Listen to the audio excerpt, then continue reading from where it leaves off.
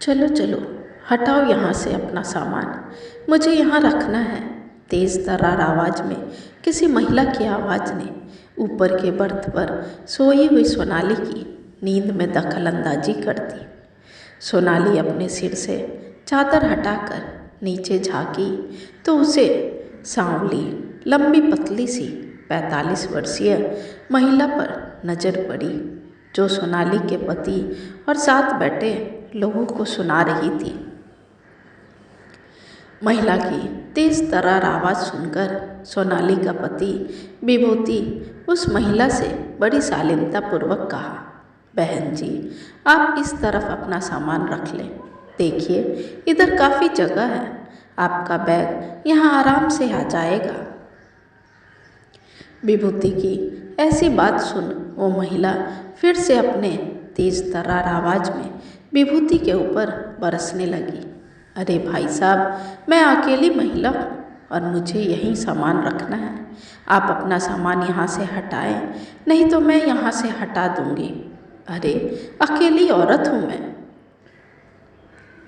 आसपास बैठे सभी लोग उस महिला की बात सुन एक दूसरे का मुंह देखने लगे, क्योंकि इससे पहले तक सभी एक दूसरे के साथ हंसी मजाक करते हुए जा रहे थे। सभी सहयात्री एक दूसरे से घुल मिलकर बात कर रहे थे। जिसे जहाँ जगह मिल रहा था वो वहाँ आराम से बैठ जा रहे थे। पर उस महिला के आने से सभी का चेहरा उतर गया, क्योंकि उनकी आवाज़ से वो थोड़ी घमंडी अकड़ू टाइप की लगी। 2-3 बार तेज तर्रार आवाज़ में अकेली महिला सुनकर सोनाली को रहा नहीं गया और उसने ऊपर अपने बर्थ से ही उस महिला को अपना सटीक जवाब दिया, बहन जी, आप अकेले नहीं बल्कि सब पर भारी हैं।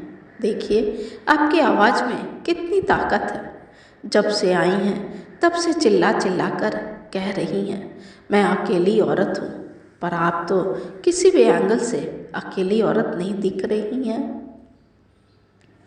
सोनाली की बात सुनते ही उस महिला को मिर्ची लग जाती है और वो फिर से वही आलाप शुरू कर देती है, मैं अकेली सफ़र कर रही हूँ तो मुझे अपना देखना पड़ेगा ना। आप लोग तो अपने अपने पति के साथ आई हैं, पर मैं तो अकेले हूँ ना, तो अपना देखूँगी। अरे बहन जी, तो देखिए ना, आपको किसने रोका है, पर थोड़ा सलीके से बात कीजिए ना। दूसरी बात, आपको किसने रोका था आपके पति को साथ न लाने के लिए? अरे आप भी ले आती अपने पति को। हमने तो नहीं ना रोका आपको आपके पति को यहाँ आने से, फिर बेवजह हम पे इल्ज़ाम क्यों लगा रही हैं? इतना कहने के बाद सोनाली फिर से उस औरत को कहती है, देखिए, आपके आने से पहले तक सब एक साथ हंसते हंसते जा रहे थे, पर आपकी आवाज़ में कर्कश सुनकर सब आश्चर्य करने लगे। इस कंपार्टमेंट में हम 4 औरतें हैं, पर हम चारों में आपकी आवाज़ में ही कर्कशा है। देखिए, आपके बगल वाले सीट में वो भी महिला है और वो भी अकेली ही है। साथ में एक 7 साल का बच्चा भी है उनके साथ, पर वो तो एक बार भी ये नहीं कहा कि वो अकेले ही और उन्हें अपना देखना है, बल्कि उन्होंने तो अपने बेटे का रिजर्व सीट भी इन 2 भाई बहनों को दे दिया है। वहीं सीट पर बैठी नैना की तरफ इशारा करते हुए सोनाली कहती है, बहन जी, हम सब एक ही ट्रेन में इतनी लंबा सफ़र कर रहे हैं, तो क्यों ना सफ़र का मज़ा लिया जाए।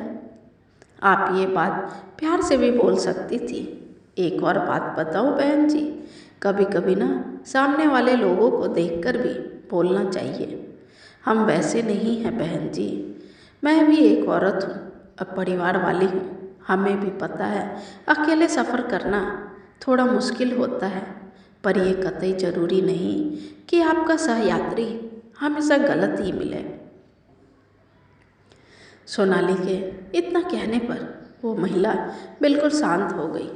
सोनाली के बच्चों ने उस महिला का सामान ठीक करने में उसकी मदद की। फिर उन्हें उनकी जगह दे दी गई। सफ़र 2 दिनों का था। सभी मुंबई से बिहार जा रहे थे। महिला ने कुछ ही देर में सभी लोगों के व्यवहार को समझ लिया था। उन्हें अपनी गलती का भी एहसास हो रहा था। दूसरे दिन उस महिला जिसका नाम रोशनी था, उसने सोनाली और विभूति से माफ़ी मांगते हुए कहती है, क्या करे भाई साहब, ट्रेन में सफ़र के दौरान थोड़ा कड़क रुख अख्तियार करना पड़ता है, क्योंकि हमें बिल्कुल अंदाज़ा नहीं होता है कि हमारा रेल सहयात्री कैसा होगा, और अकेली औरत तो ऐसे ही परेशान रहती है। इस बार मैंने अपनी ताकत का इस्तेमाल गलत जगह पर कर दिया। मुझे ऐसा नहीं करना चाहिए था। कोई बात नहीं बहन जी, ऐसा होता है कभी कभी, पर कभी कभी बेवजह अपनी ताकत का प्रदर्शन किसी झगड़े का कारण भी बन सकती है, सोनाली प्यार से रोशनी को कह रही थी। मैं भी सहमत हूँ आपकी बातों से सोनाली जी, पर क्या करूँ, आदत सी हो गई है, क्योंकि मुझे अक्सर अकेले सफ़र करना पड़ता है। मेरे पति आर्मी ऑफिसर हैं और उन्हें छुट्टी नहीं मिलती, तो मुझे अकेले ही गांव जाना पड़ता है। हाँ, समझ सकती हूँ बहन जी आपके प्रॉब्लम को। आप अपनी जगह बिल्कुल सही थी और हम अपनी जगह पर। बहन जी, पर बहन जी, जहाँ परिवार वाले होते हैं ना, वहाँ सब समझदार लोग ही होते हैं, ऐसा मेरा मानना है।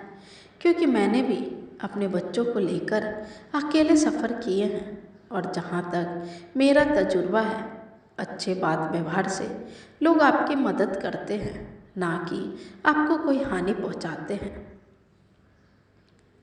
सोनाली जी, सही कहा आपने, मैंने भी ये महसूस किया है। आप लोग अच्छे लोग हैं, इसलिए मेरी बातों का बुरा नहीं माना, पर कोई और होता यहाँ तो शायद ये वाद विवाद काफ़ी बढ़ जाता। थोड़ा मायूस होते हुए रोशनी कहती है, अब रिलैक्स हो जाइए बहन जी और सफ़र का आनंद उठाइए। इस तरह हंसते हंसते सफ़र कब अपनी मंजिल पर पहुंच गया, किसी को पता भी नहीं चला, और ट्रेन से उतरते वक्त सभी अच्छे दोस्त की तरह खुशी खुशी विदा लिए। प्रिय दोस्तों, हम अक्सर अपनी ताकत का इस्तेमाल गलत जगह पर कर देते हैं, जिसका बाद में काफ़ी अफसोस भी होता है, और ट्रेन के सफ़र के दौरान तो ये आम बात हो गई है।